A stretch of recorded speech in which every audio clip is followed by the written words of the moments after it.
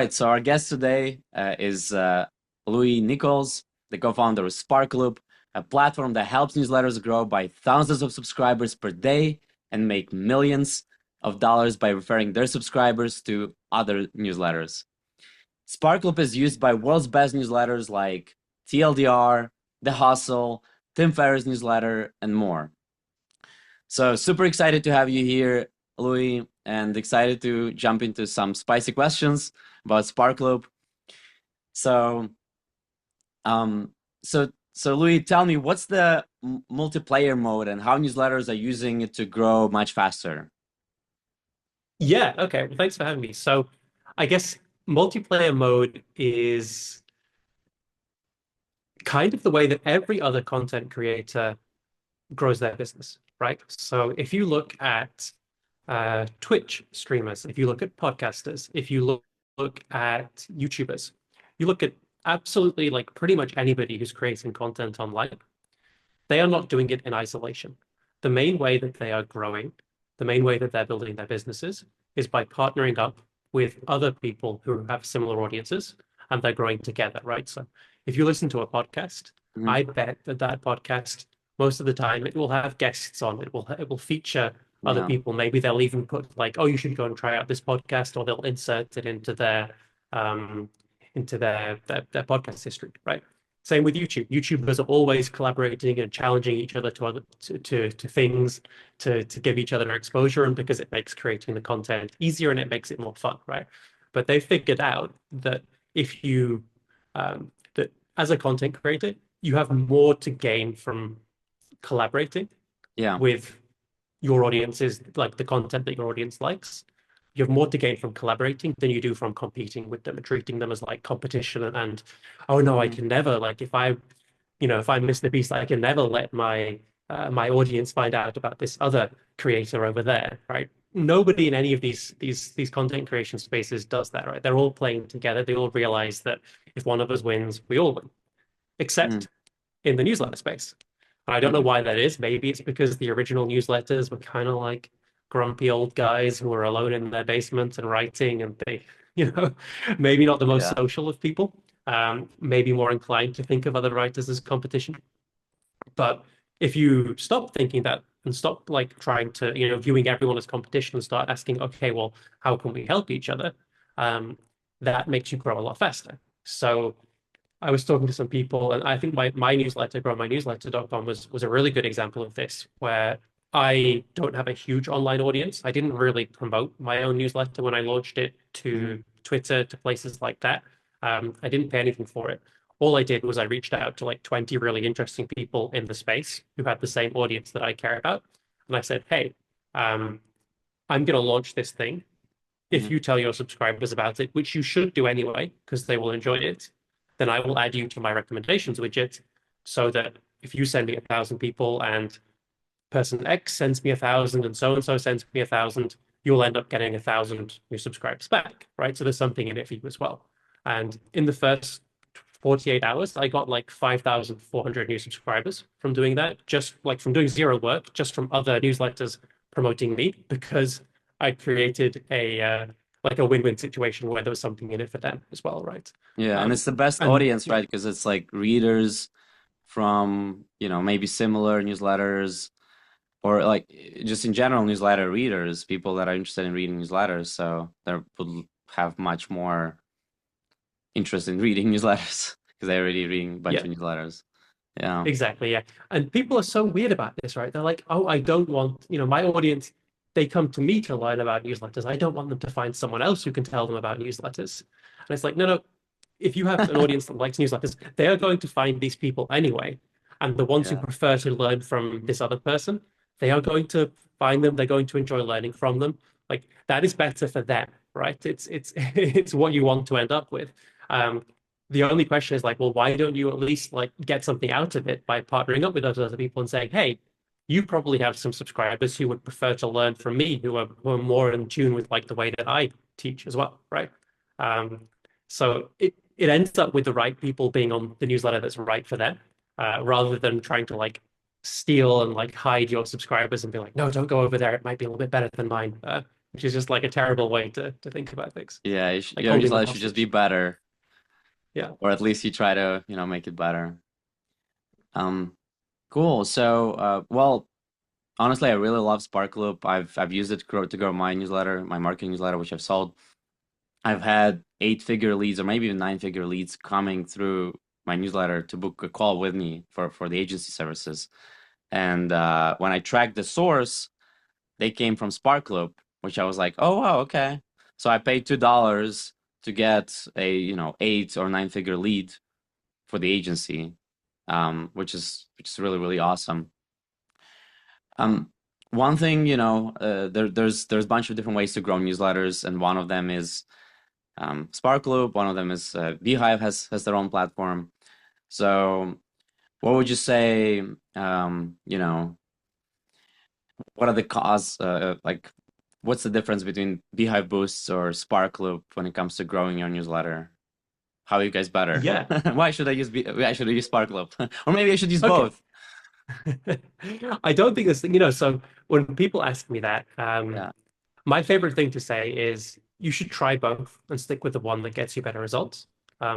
Because it's always going to be Sparkloop. So I'm very happy for people to try both, right? Like Good I will answer. happily, it's honestly true. Like I'm happy, like go and try both. Yeah. We win that every time. So I would love people to do that. But seriously, so I think there are like on the surface, Sparkloop and Boosts are very similar, right? They're both paid recommendations networks, right? Um, you're saying I want to pay, let's say, $2 per subscriber. Other newsletters are recommending you, and you get their subscribers, and you pay per subscriber that you get, right? Um, so there's lots and lots of little ways that we are different, Sparkloop and beehiiv Boosts. But really, I think it comes down to three things.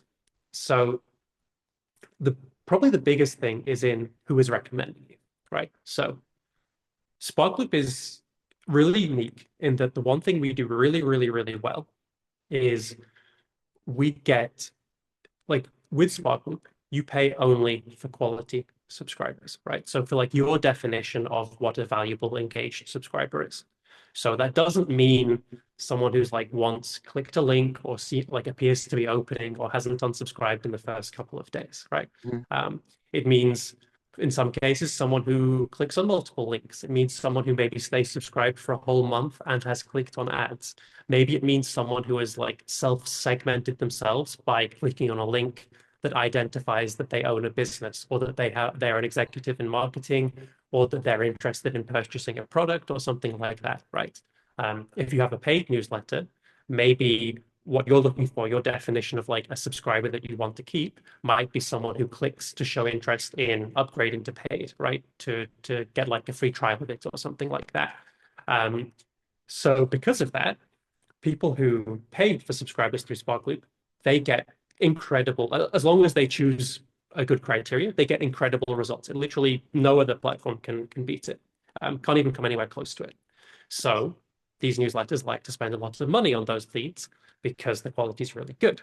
And what happens when they spend a lot of money? It means the newsletters on the other side of the marketplace, the ones who are doing the recommending, they make a lot more money.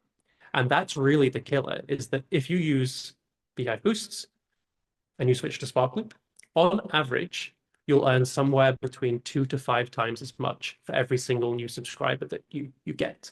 So when you show them the recommendations, which are regular, somewhere between 2 to 5 times is like the normal range. Wow.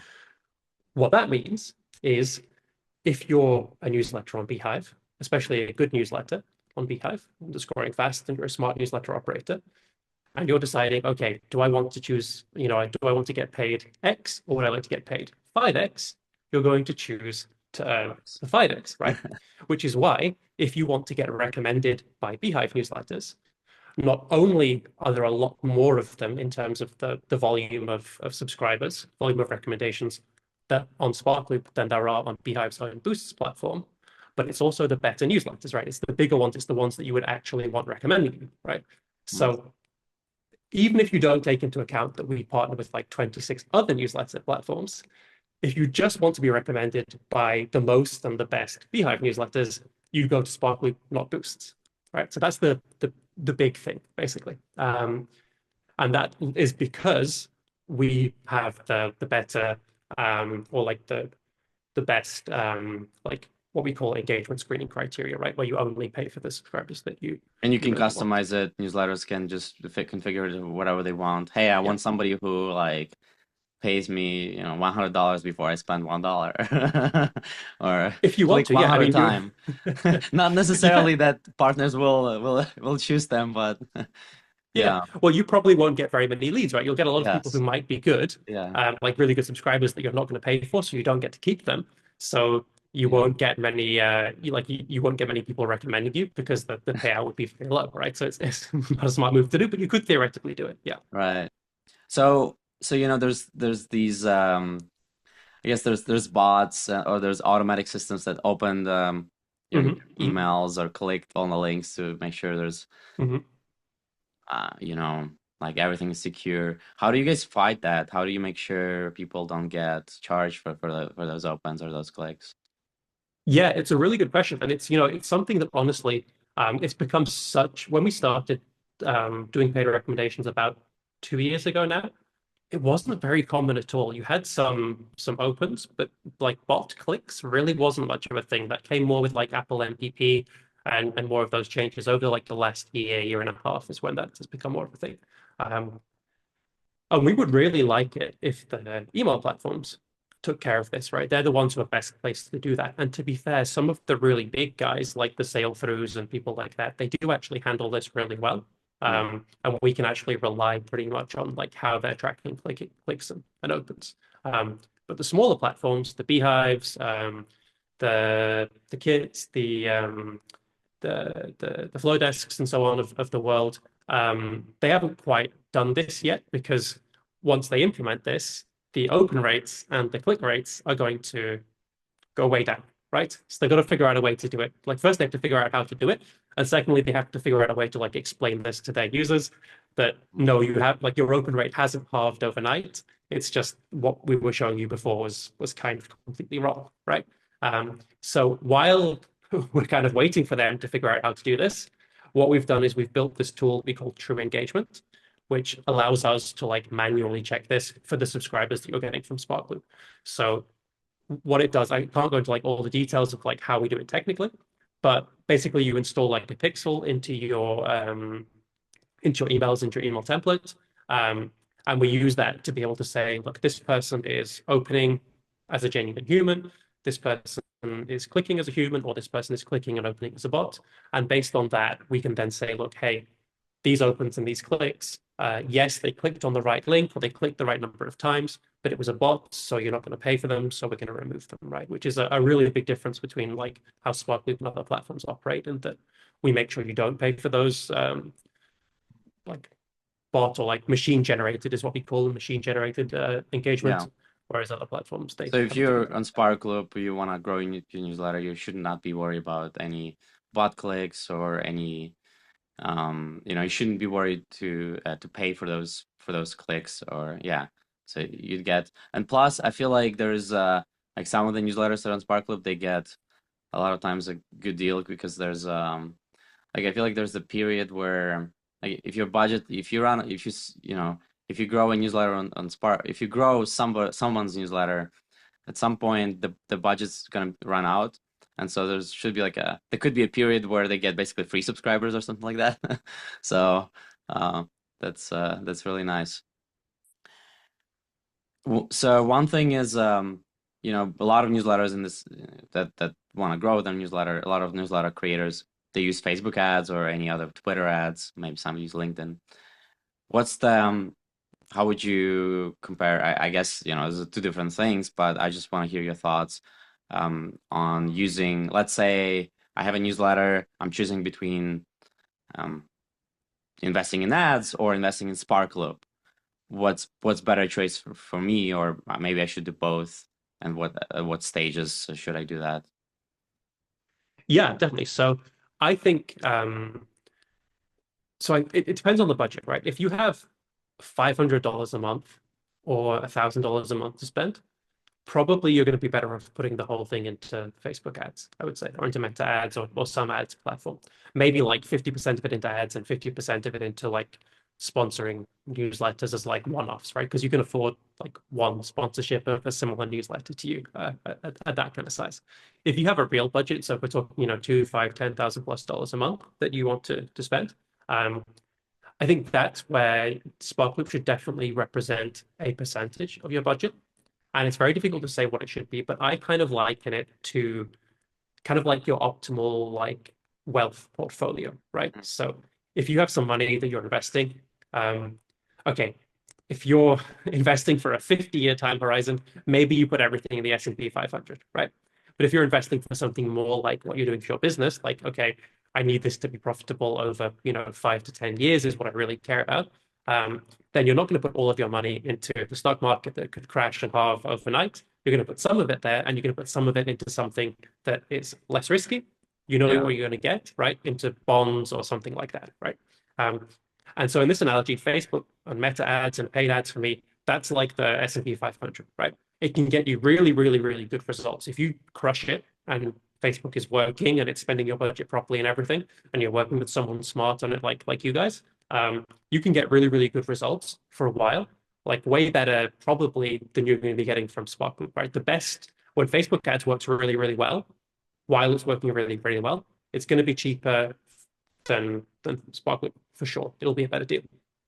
But the nice thing about Sparkloop, paying for subscribers on Sparkloop, is you're only paying for the guaranteed quality. So you know if I put $2.50 in here, I'm going to get a subscriber worth whatever it is, right? $3, $4, $5 on average out of it, right? So you should always have like a percentage of your budget. When things are going well on Facebook, it's probably about 20% of your budget should be on Sparkloop and about 80% should be on Meta or, you know, whatever channel it is that you're doing the paid ads that's working. And then when Black Friday and like Christmas rolls around and that gets super expensive, or like last year when they had these like huge issues for like a week or two, Yeah. or when like your ad suddenly stops working, like your creative stops working so well, or something like that, Yeah. then you can, you know, scale down to Facebook and you can scale up Sparkloop and say, okay, well now we're going to be at 50% and 50% for a while, or 50% Sparkloop, 20% Facebook, 20%. I don't know, LinkedIn or Twitter or whatever else you're trying, right? So that's where I would put it is like Sparkloop should probably never be like 60, 70, 80, 100% of your budget, but it should probably never be less than about 20, 30% of the budget. Interesting. Yeah. I mean, Sparkloop is like you can start with 500 or $250 a month, right? Yeah, yeah, you So can start small. like from what we've seen, and we've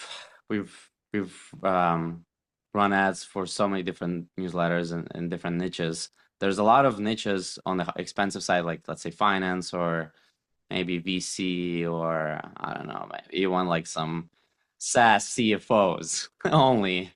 If you run Facebook ads, like your cost per subscriber can be extremely high, and open rate, and because there's not many people that are SaaS CFOs or VC, like investors interested in investing into, I don't know, some weird space technology that mines gold.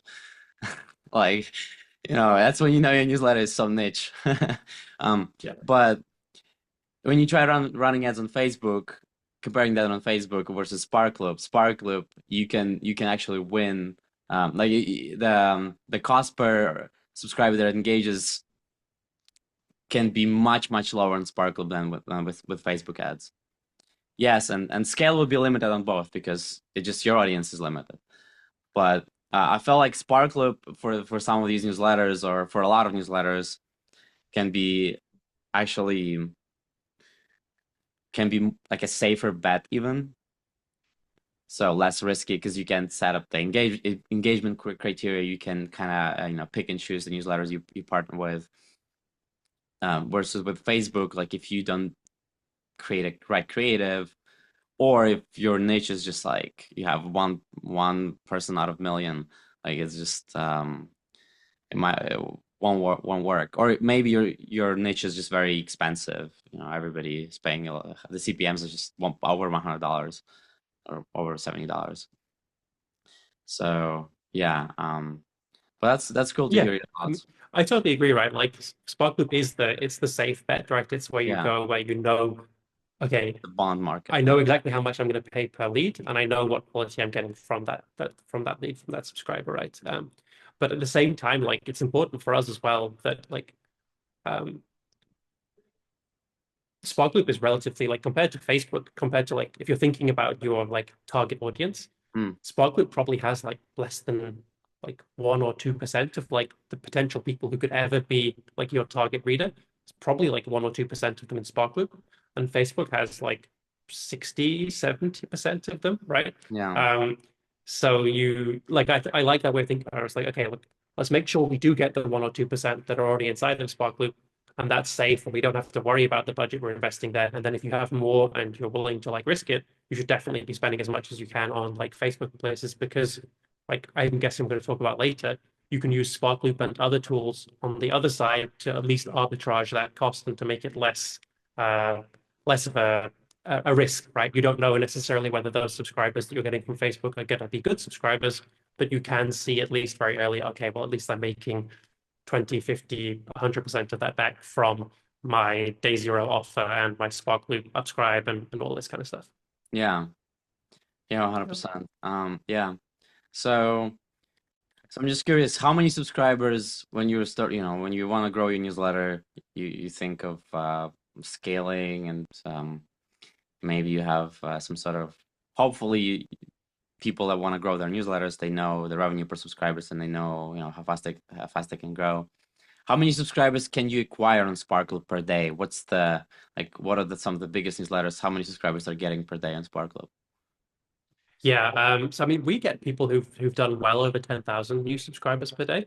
Um, but that's if you have a really, really general, broad audience, right? So if you're in the daily news business, for example, or you run a network of local newsletters or something like that, really easy to add lots of subscribers because the pitch to you is like really simple and obvious, and there's just such a big volume of people who would be a good fit for you, that it's really easy to drive that kind of volume, right?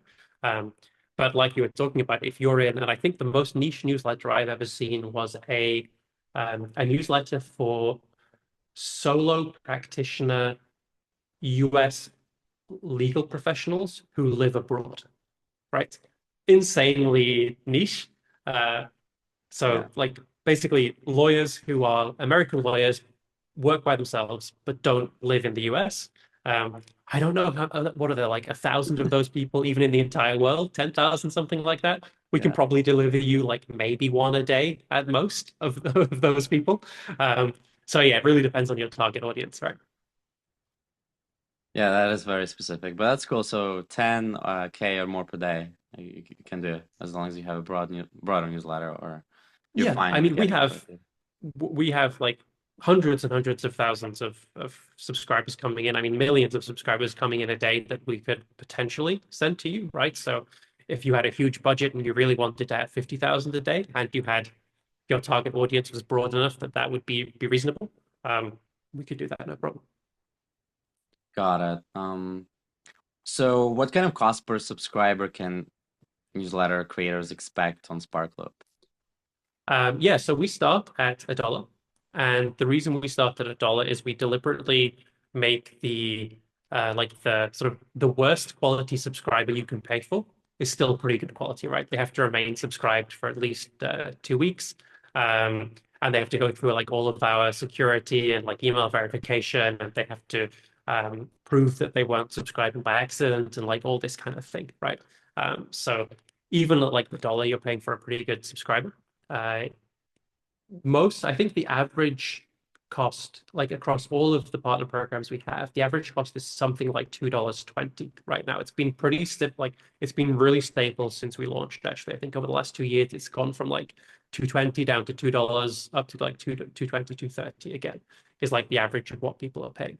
But again, it's so niche dependent, right? If you want to acquire I don't know, like if you're looking for people who are interested in like professional US based like US based career professionals who are Mm. interested in writing a non-fiction book about their experience and who indicate that they are like that they're interested in writing a non-fiction book, you're probably going to pay $5 to $6 for that person, right? Because that's very specific.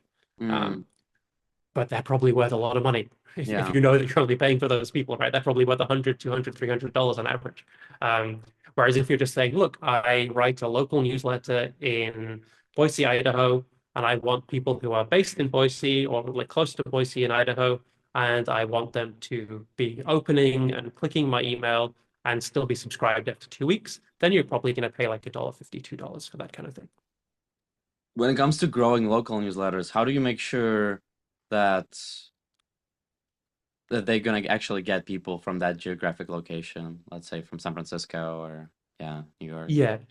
So it's kind of similar to how you would do that in Facebook, right? You just set up like inside of Sparkloop, inside of your partner program, you just set up the geolocations that you want to specify. Um, so then when the recommendation or when we decide which recommendations to show a subscriber, we Mm. check and we say, okay, this person is in Boise. Well, these newsletters fit the bill. And if one of them is a local newsletter that is for people in Boise, great, then we'll show the local newsletter.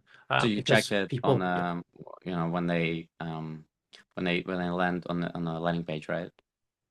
when they're on the landing page, exactly. Yeah, yeah. Got it. And if it's an in-email recommendation, then the recommendation itself will be inside the email. So the person is scrolling through a newsletter and they see, oh, there's a newsletter in about Boise, Idaho. Great, I live in Boise, Idaho. They click on it. We check them as well. But even if they're not in Boise, Idaho, we don't make you pay for it, but you can keep the subscriber because I mean, they probably are like, there's a reason that they clicked on Yeah, on that email, right? Like, no one goes around clicking on newsletters for towns that they're not from. So, yeah. makes sense. One of the things I feel like could be a big concern is dilution for um both newsletters, like because especially with Upscribe widget.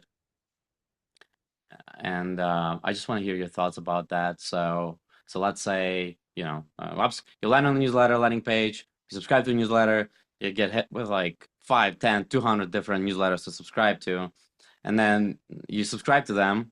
And so you're obviously into all of these different newsletters. And so what are your thoughts in terms of like, how does that affect my newsletter if I wanted to grow my newsletter through Sparkloop? I mean, obviously I would pay for engagement. But I mean, I feel like there's more to that. What are you guys seeing? Yeah, I love this question. Okay, let's get into it. So I'm going to explain at least this is how Sparkloop works, right? It's also the way that Kits Create a Network works because we power that behind the scenes, at least on the paid side.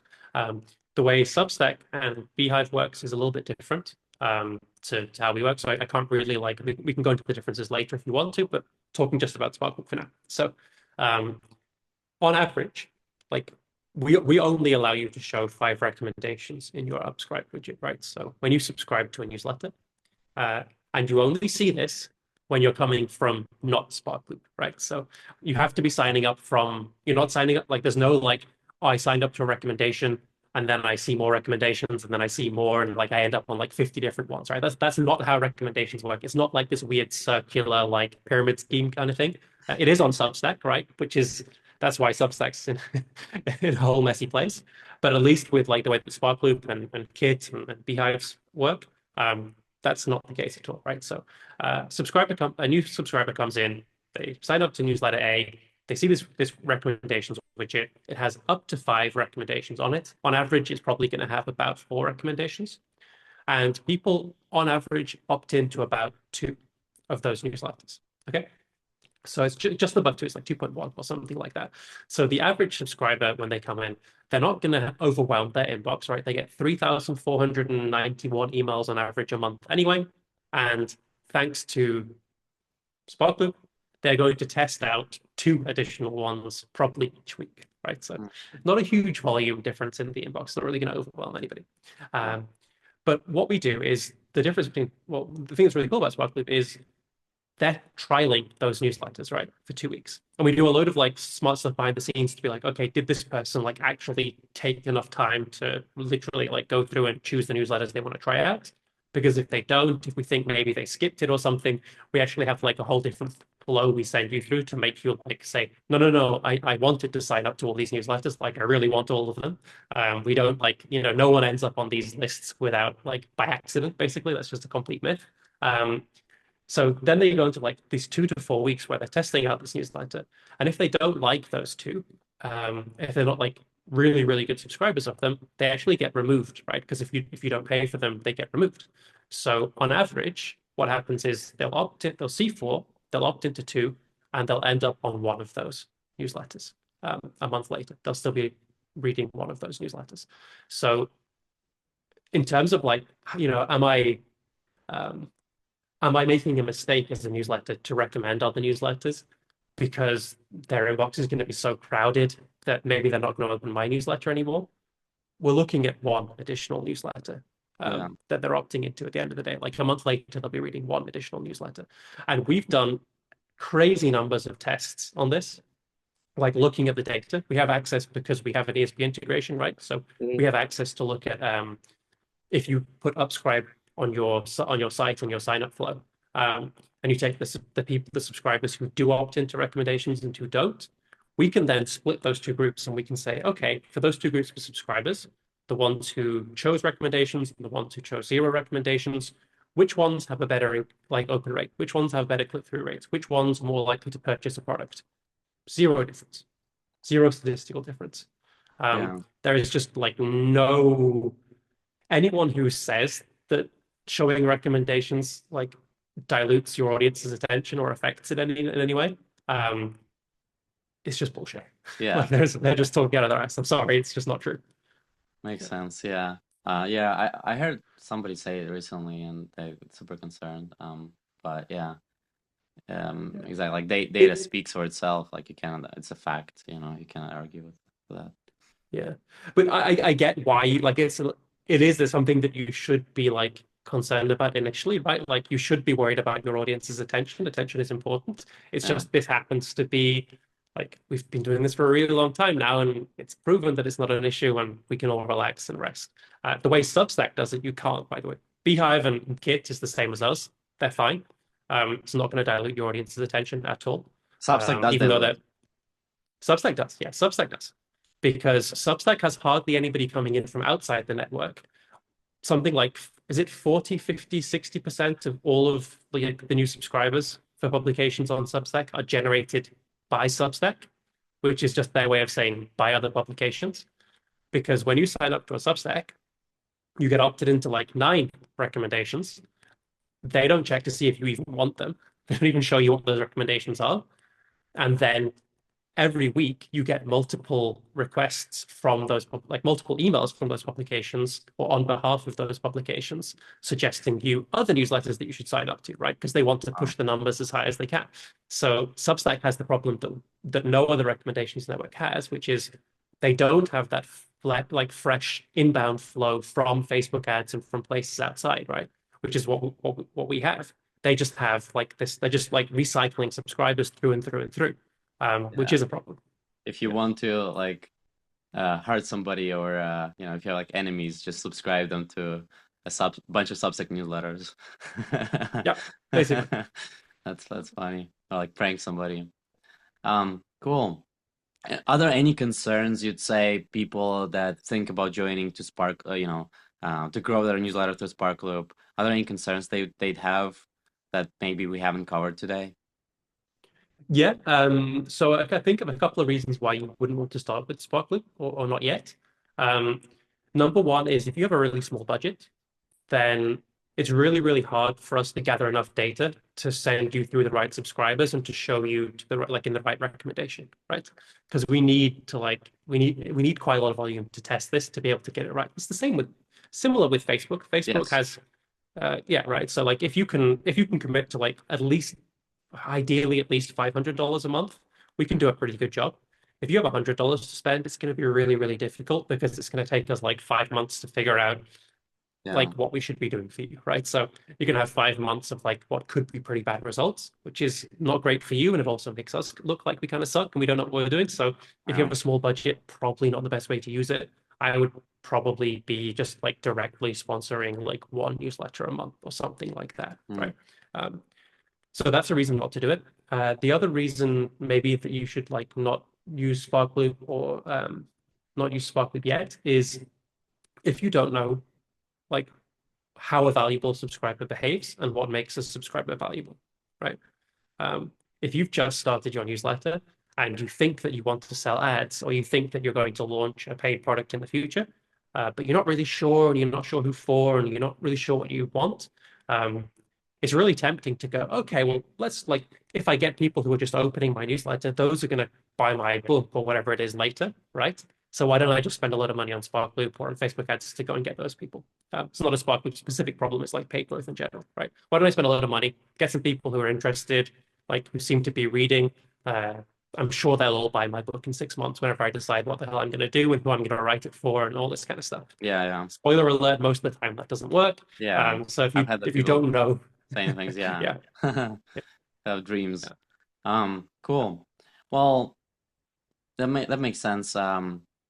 So let's talk about using Sparkloop for monetizing your newsletter. Because I imagine, you can also grow your newsletter, but also when you join Sparkloop, why not also use it for just to make a little bit of money? Because even if you grow your newsletter through Sparkloop, you can still use the in-email links, the magic links, right, to like offset that cost as well. So a burning question is, what kind of newsletters are making the most money through Sparkloop? Okay, do you want the newsletters that are making the most, like literally like getting the biggest payouts, or the ones that are making the most per new subscriber? Oh yeah, let's talk about the big. Let's cover two. So the ones that making the most most money overall. The ones that are making the most overall are the US-based newsletters that are growing the fastest, right? So if you have a very, very broad target audience, let's say you're a network of local newsletters, or you're writing about like AI for the general like techie population, or you write like a daily newsletter or a finance and investing newsletter, you might be adding 1,000, 2,000, 5,000, maybe even 10,000 subscribers a day. You're going to be making $100,000 plus a month in some cases with Sparkle, right? We've had people like we have multiple newsletters that have earned $1 million plus. And we've had people have like 250,000 plus dollar payouts in a month. So that gives you like the kind of scale on the higher end. So those are the people getting the biggest checks. Newsletters that are earning the most per subscriber, on the other hand, tend to be smaller, and they tend to be the newsletters that have the most consistent like niche and valuable audience, right? Because we've built a system that effectively says if your subscriber is valuable to other newsletters and is like going to be a good customer or a valuable reader of those newsletters, they're willing to pay a lot for them. So that's what makes them best, right? So if you have like a newsletter, for example, of marketing leaders or people who work like actually in like a really deep tech, so software developers or something like that, you're going to make quite a lot of money per subscriber off those, right? You might make $2, even $2.50, $3 potentially On per average. new subscriber that signs up. Yeah. Oh, wow. Pretty cool. That's awesome. So what is we talked about number of newsletters in those subscribe widget. Any plans to increase that number? To increase it above 5? Yeah. I don't think so, no. 5 is like the limit of what can comfortably be shown on a screen, right? So what we're working on a lot more is like, we don't think you should be probably testing out more than 5 at once. Our whole thing is like, how can we make sure that we're showing you the right 5 for you that you're likely to want to read, right?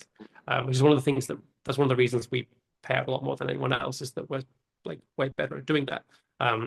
And that's one of the big things we're working on at the moment is like, so the way that Boosts works, if I understand it properly, is they basically say like, which ones of these have the highest payouts if the subscriber likes it that you've chosen.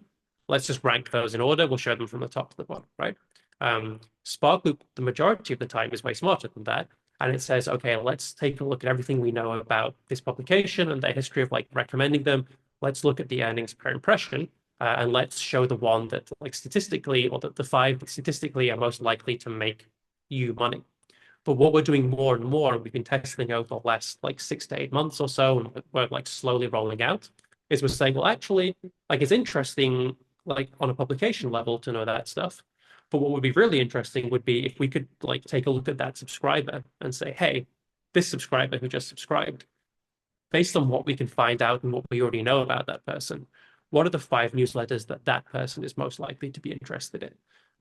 And that's what we call targeted recommendations. And we've been like slowly rolling that out. And that makes a huge difference because then it's almost more like how Facebook works, which is to say, like, we're going to show you stuff that like it doesn't matter what page you're viewing.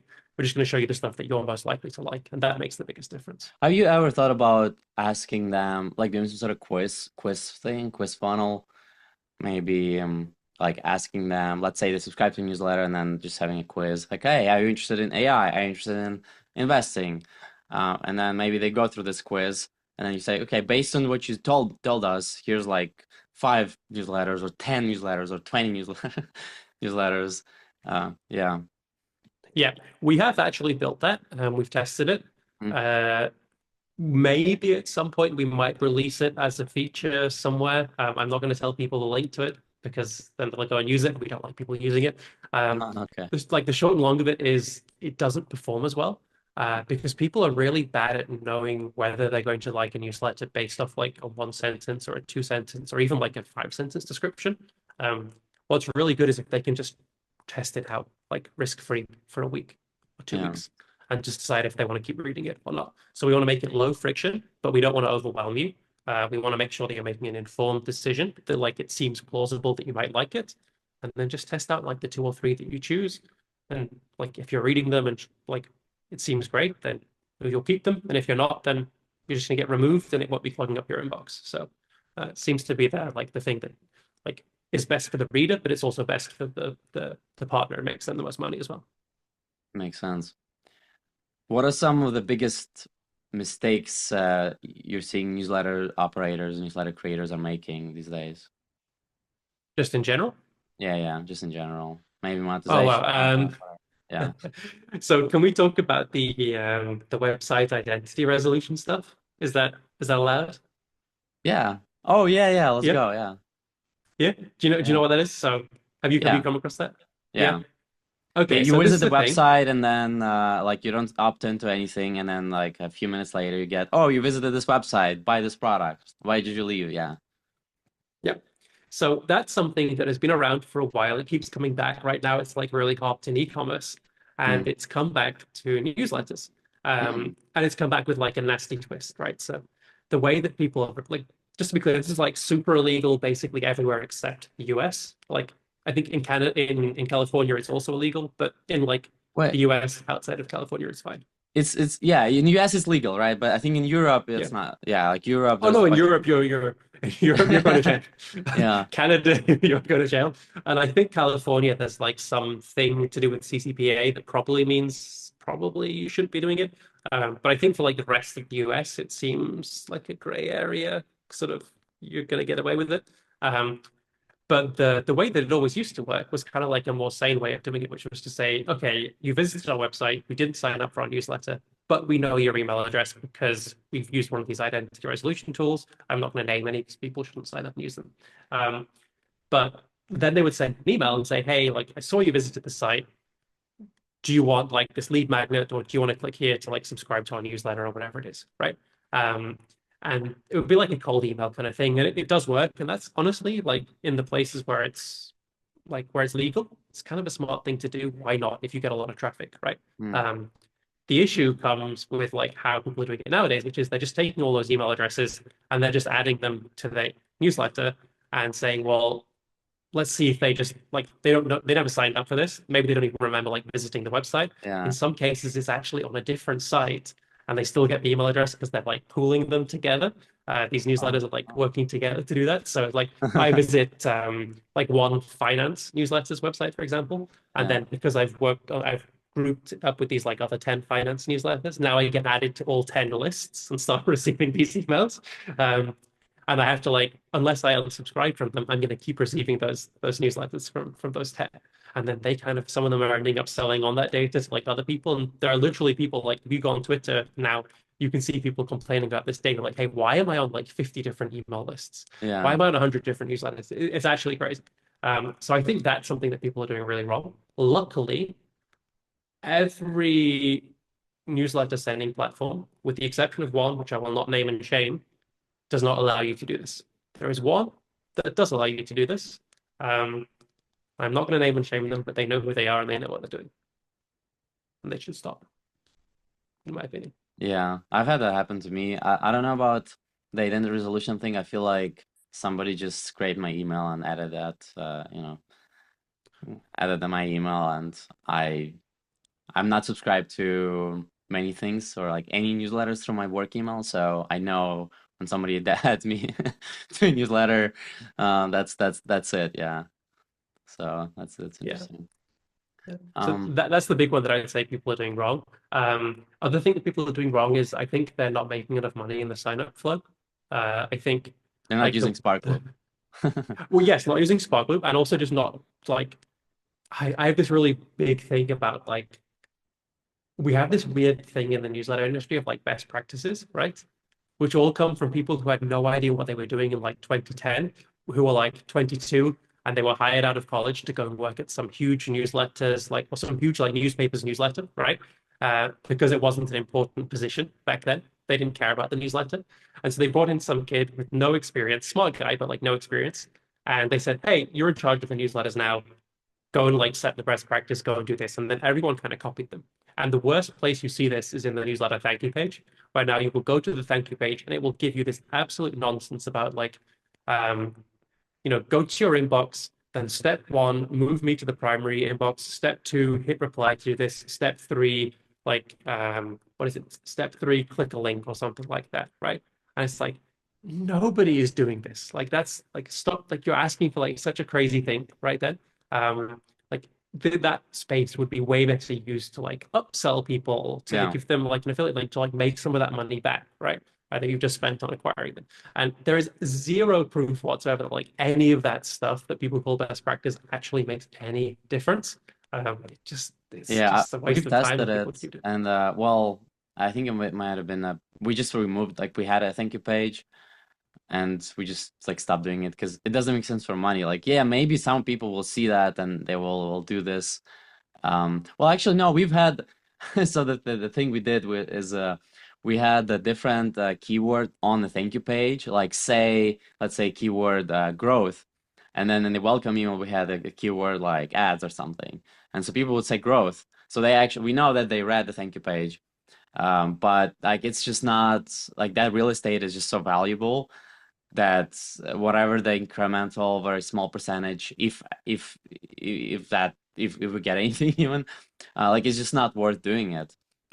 So Yeah. yeah, yeah, 100% agree with you, and we removed that and we haven't seen like any changes in open rates or anything. So yeah, because people were interested, they would open it anyways. They were open the welcome email anyways. Yeah. Interesting. Yeah, so basically, and I was doing this beehiiv presentation about landing pages. I went to check all of these landing pages of big newsletters. They are like a lot of them suck. Like it's amazing how many of them make mistakes. So if you copy them, and they have a lot of room for error because they have sales teams. They can sell, so they can acquire subscribers. They can have lower conversion rate or whatever, and like copying them can be just in general dangerous because maybe they care about branding more than they care about the user experience so much, like to very small detail where like if they make less, that's fine. Like if they get paid over a longer period of time, or they maybe have just better unit economics in terms of revenue per subscriber within 30 to 90 days or 1 year, they can just win through that. And whereas you're a smaller newsletter, you might want to maybe sacrifice your user experience for a little or subscriber experience, and make a little bit more money. So you actually you can survive because if you don't do that, you won't survive, and your subscriber will never receive that email. So that's actually you making a disservice to your subscriber if your content is actually valuable and useful, and you want to fulfill the mission that you have with your newsletter. So 100% agree. What are some of the major trends you're seeing, Louis, with news, in this industry, right, developing right now, and what are the things are trending in the future? Yeah. So a couple of things. I'll give some like I guess more positive ones. So people seem to be like being way more aware of um like the metrics of newsletters as a business. So people are starting to monetize more aggressively in the first 30 days, which is like one of the most important things. They're starting to understand like how they can monetize those subscribers on the back end, not just through ads, but through like their own products and services and all kinds of really fun stuff, which is great to see. Um, so that's one of the positive ones. Another positive trend I'm seeing is so I think we've gone the whole time without having to talk about local newsletters. I was hoping we'd get through without it, but okay, we're going to go into it. So, Yeah, um, let's go. local newsletters, I think, is a positive thing. I think we're at that tail end of like most of the local newsletters are really, really bad because it's a low barrier to entry and everyone is putting in like the minimum amount of effort. But because now everyone is doing that and it's getting kind of like a lot of places now do have already a very bad sort of like I did this in an hour or I used AI to generate this local newsletter sort of they have one of those now. What we're now seeing is like people are starting to write actually good local newsletters that are through like a specific viewpoint or they are based on their own like personal research that they put into it or it's for a specific segment of the audience or it's like this is just focused on the music scene or it's focused on like what you can do this weekend or anything like that, right? So I'm really positive on that as like a trend and a business model of like, hey, there is so much space to do these hyper niche, hyper local newsletters that can be a really, really nice one person business. Mm, Like either as a full-time thing or just like if you're a stay-at-home parent or something like that, you can put 2 or 3 days in a week and um, get like a really nice income from writing like a genuine, heartfelt really awesome local newsletter. So those are some of the positive ones. Um, on the like negative or more worrisome front, I would say trends. AI, I think, is the thing that's keeping everyone up at night, right? So um, there's a lot of different ways you can go and talk about like how AI is going to impact newsletters, and I don't think anyone knows, but there's obviously like we all are trying to figure it out. The one that is keeping me kind of awake, and the one that I think seems pretty obvious, is AI summarization is already here inside of Gmail and Apple Mail, and it's being rolled yeah. out more and more. And that is a really tricky thing, and it's unclear how we're going to adapt to that, right? Like because for a lot of newsletters, they're no longer going to be read directly. Um, Yeah, I feel right. like I I've noticed this. I haven't really used that feature personally, and like with all of these new features, with all these new tools, there's very small percentage of people that are gonna be actually like early adopters. So it's habit, like it takes a long time to change habits, and people over like certain um age like bracket, they'll just never change their habits. They're like, no, I like what I do, I'm good. So I like to use Google search to because Google search has AI already, like in but it's yeah, there's a small percentage of people, and maybe like younger generation is very flexible in terms of they jump from things to things, and they try all these things. So like yeah, whenever you're targeting younger generation, that might be kind of tricky. But I feel like for older folks, especially people like to read, and older folks like to read, so I think that might be yeah, might be fine, I guess, as long as your newsletter obviously is good. Like Yeah, make people actually read the content. Yeah. we'll see. We'll see, right? I think you're totally right that it will take some time. But I also think we're going to be pretty soon. Like, I think we're only a few months, maybe a year away from like why would I go into my inbox? Why don't I just wait and I'll get like a summary that takes like, Siri will talk to me and give me like a 3 minute summary of what's in my inbox. Mm. And maybe a lot of writing a good newsletter comes down to like, hey, can I say things to AI in a way that makes it make my newsletter sound interesting? like interesting Mm. enough to open and read, right? Like how can I get them to go in and then click through to my website where they're going to read the full content or something like that? Because a lot of newsletters anyway right now, it's like a lot of them are kind of a funnel into like I don't really mind if you listen to like if you read the full thing, but Mm. I want you to go and click through to a product or to my service or whatever it is that I want you to buy, right? Not all of them, but some newsletters are like that. So if that's your newsletter, it doesn't really matter if people are actually reading it as long as the AI is making your product sound as good as you would like to make it sound. So yeah. Right. Makes sense. Yeah.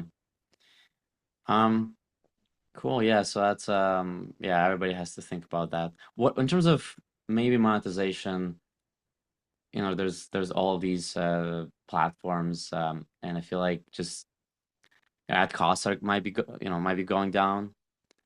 Anything you have to say on the monetization side? Um, so I'm not bullish on ad networks. I think there's this thing happening at the moment where everyone who is like, at least everyone I speak to who writes a really good newsletter, they don't have any issue selling sponsorships. There are like times when it's really good and times when it's kind of okay, but they're selling sponsorships at like rates that are way above what you get from an ad network, right? Like 5 to 10 times higher than you'll get from an ad network. So they're not having any problem at all. And then you get the newsletters that have less high quality subscribers, less high quality content, and they really want the ad networks and they're gravitating and like sinking to the bottom, and that gulf is changing, right? So you have like sponsorships people who are selling up here and everyone else who's looking for these ad networks. And so because the quality is really low of like what's available on those ad networks, there is a lot of interest at the moment from brands to be like, I wonder if this is a thing. So you Yeah. get like a Nike is testing out like I'll put $100,000 here, $100,000 there. It Yeah. means literally nothing to Nike. They spend billions, right? I'm going to go and test this out. This is the equivalent of me spending like 20 cents on something, less than that probably.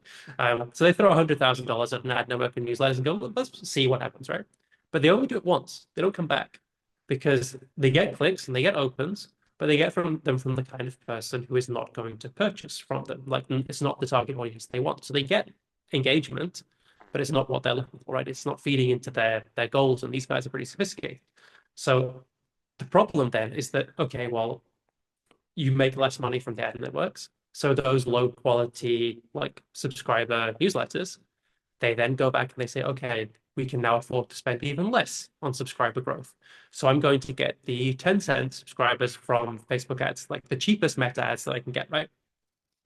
And they're not wondering for a second, like, hey, why can I get these subscribers so cheaply from Meta? Like, why isn't like the brands that I want to sponsor my newsletter, why isn't Nike bidding 11 cents on this instead of me bidding 10 cents, right? Like, why is nobody else competing with me for these subscribers that are so cheap? And then they don't think that. And then they get really, really surprised when it turns out that those brands don't want to reach those same people by sponsoring their newsletters, right?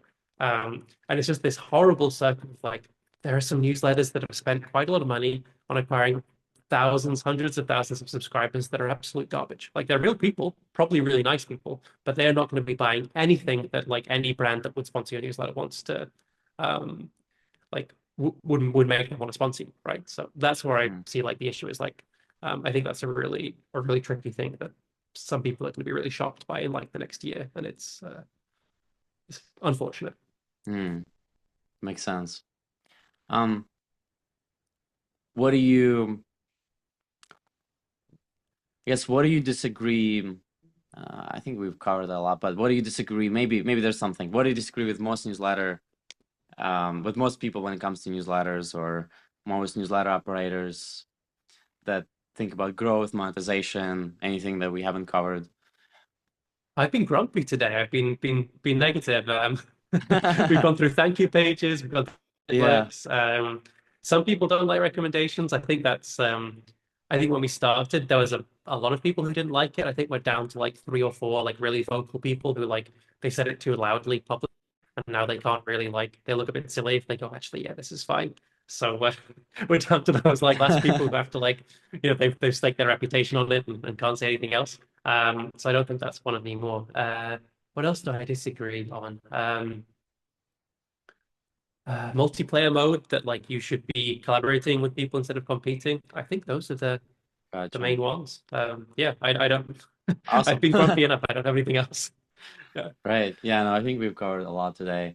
Um, on a more personal things, what's the highest ROI activity you've done in the last 12 months or years? Oh, so yeah, I was thinking about this. So I think one of them is definitely that I sit down every Sunday evening and I map out what I want to do in the week ahead. So like I time box how I'm going to spend my time.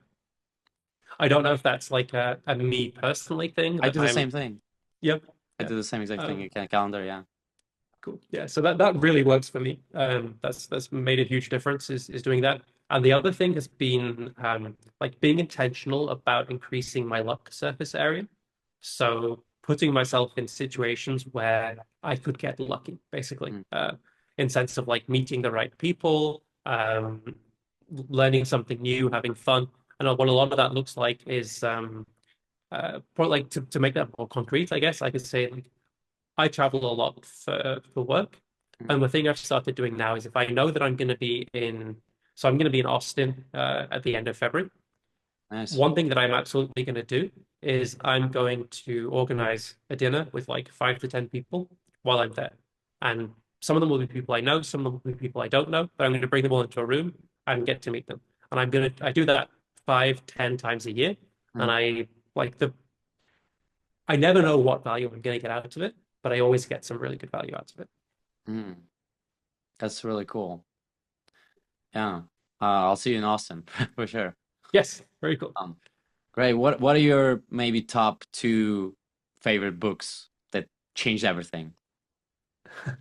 I really don't have that. I don't like business books. I can kind of do business podcasts, but I'm allergic to like nonfiction books, really, unless it's like a science book or What are history or the something fiction like books? that. What's the top one fiction book?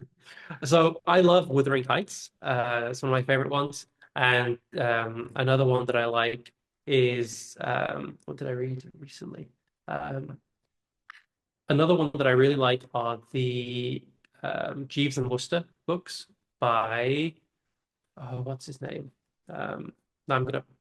It's terrible. Jeeves and Should have. Wooster. Yeah, Jeeves and Wooster by P.G. Woodhouse. Can't believe I P.G. forgot his Wodehouse. name. Um, they are very funny books written in the 1930s by a British guy, and they're like a joy to read if you appreciate like humor and good writing. The stories are kind of silly. There's nothing like particularly, you don't learn anything from them, but you really just, it's like listening to someone who's incredibly good at playing piano, just playing for like practicing for fun, right? Or Mm, someone who like, if you ever listen to like a really good guitar player just like playing for fun and messing around, it's kind of like that. It's just like pure, um, like uh, it's just really impressive to see like how far they can like take the craft, basically. makes sense. So, all right. Well, Louis, where people can find you online? I mean, there's Sparkloop, right? So sparkloop.com, right? Or is it .app? A Word.app, yeah, Oh, we would .app. love to be the .com, but yeah, unfortunately. Okay, yeah, sparkloop.com. So SPARKLOOP .app. And .app, then yeah. what Um, about Twitter socials? yeah, probably the best place to find me, like easiest to remember, is if you go to growmynewsletter.com, you can sign up for the email list, but you can also find links to my Twitter, YouTube, LinkedIn, all that good stuff as well. So growmynewsletter.com, nice and easy, and all that stuff will be there. Awesome. Great. Well, yeah, really appreciate you joining us today, Louis. And we had a, I think, amazing conversation. It's going to be super useful for everybody. So, yeah. Um, Yeah, thanks for having me. It's been amazing.